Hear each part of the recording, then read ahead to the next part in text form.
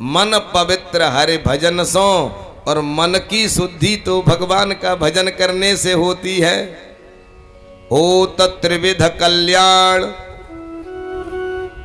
तन मन धन ये तीनों जब शुद्ध हो जाते हैं तब व्यक्ति का कल्याण हो जाता है। अगर तन शुद्ध है लेकिन मन शुद्ध नहीं है तो भी काम नहीं चलेगा, और तन शुद्ध है मन शुद्ध है लेकिन धन शुद्ध नहीं है तो भी काम नहीं चलेगा।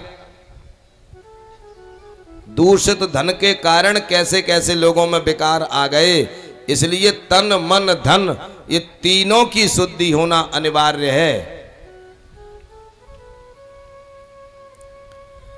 जो स्यमंतक मणि है इसका प्रभाव क्यों खत्म हो गया? क्योंकि इन्होंने ये मणि धर्म में देने से मना कर दी, इसलिए उसका जो महत्व है वो समाप्त हो गया है। अब तो महाराज प्रसेन जब लौट करके नहीं आए तो प्रसेन की मृत्यु का कलंक कृष्ण को लग गया। बोल इसी ने मणि मांगी थी और हमने मणि नहीं दी है, हमारा भैया मणि को पहन करके गया तो इसी ने उसको मरवा दिया। तब उस मणि के कलंक को दूर करने के लिए भगवान कुछ द्वारिका वासियों को अपने साथ में लेकर के गए हैं उस मणि को खोजने के लिए। और वहां जाकर के देखा प्रसेन की लाश पड़ी है, आगे देखा तो महाराज उस शेर के चरण के चिन्ह, आगे भालू के चरण के चिन्ह। भगवान ने उन द्वारिका वासियों को उसी गुफा में रोक दिया कि आप यहीं खड़े रहो और मैं इसमें प्रवेश करके देखता हूं। भगवान उस गुफा में प्रवेश कर गए और इन द्वारिका वासियों ने 12 दिन तक उस गुफा पर कृष्ण की प्रतीक्षा की, और 12 दिन के बाद ये लौट कर के द्वारिका आ गए।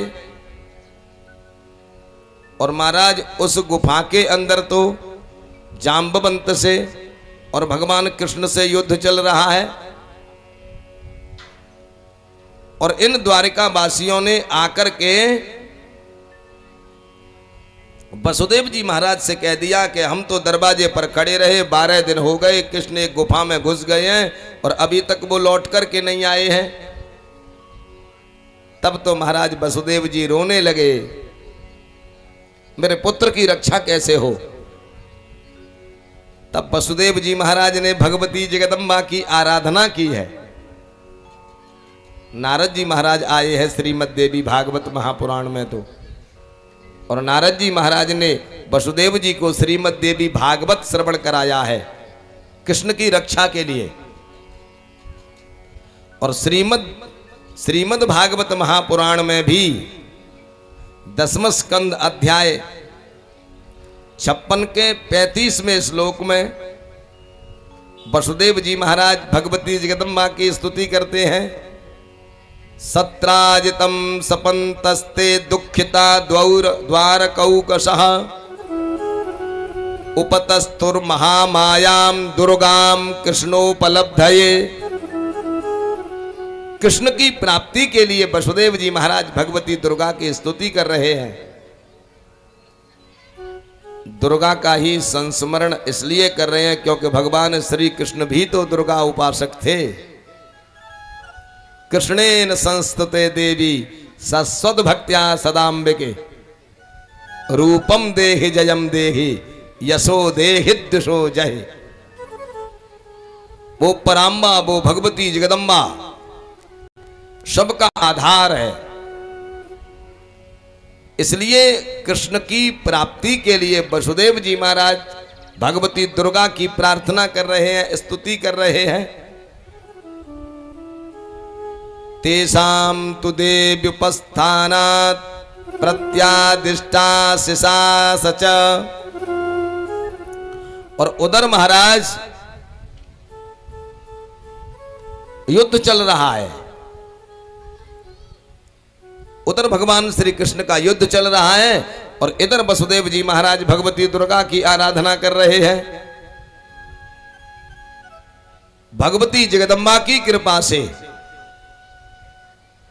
जाम्बवंत ने ये अनुमान लगा लिया, पहचान लिया उनको। जाने त्वाम सर्वभूतानां प्राण ओजा सहो बलम विष्णुम पुराण पुरुषम प्रभ विष्णुमधीश्वरम।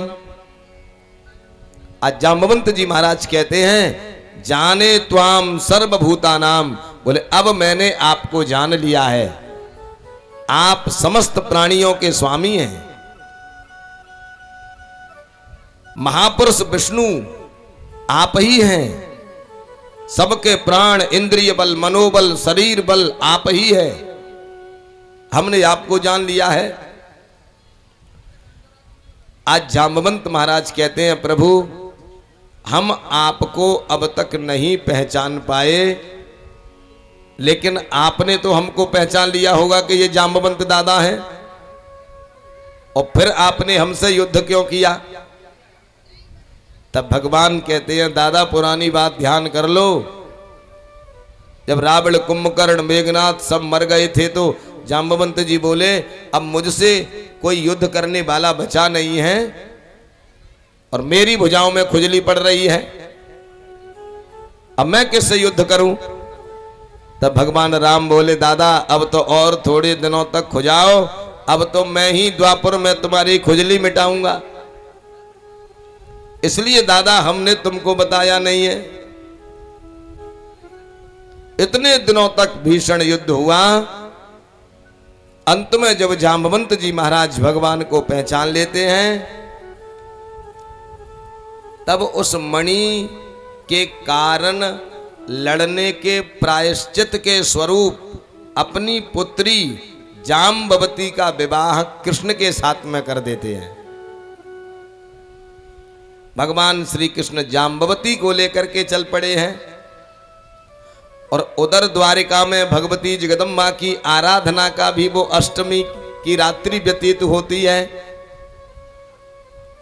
और जैसे ही उधर भगवती जगदम्बा की उस यज्ञ की पूर्णाहुति होती है, उसी समय पर प्रत्यादिष्टा शिशा सच तेषां तु देव्युपस्थानात्, भगवती जगदम्बा प्रकट होकर के वसुदेव जी को आशीर्वाद देती हैं कि तुम्हारा पुत्र सुरक्षित लौट करके आएगा। जैसे ही जगदम्बा ने आशीर्वाद दिया है उसी क्षण प्रादुर्बभूव सिद्धार्थः, उसी समय भगवान श्री कृष्ण प्रकट हो जाते हैं। सदारो हर्षयन हरिहि, जाम्बवती को लेकर के भगवान प्रकट हो जाते हैं।